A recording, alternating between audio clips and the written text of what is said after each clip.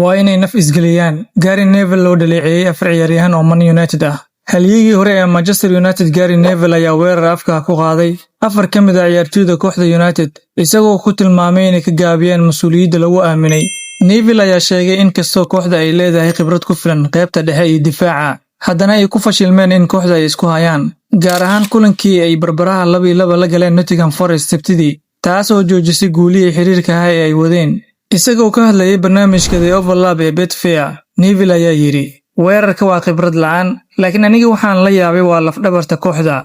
Bruno Fernandes, Casemiro, Maguire iyo De Ligt waa ciyaaryahanno waaweyn oo khibrad leh, laakiin waa inay u shaqeeyaan si ka fiican sida ay hadda sameynayaan.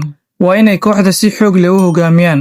Neville ayaa tusaale u soo qaatay Liverpool oo uu sheegay inay si fiican u dhiseen lafdhabarta kooxda.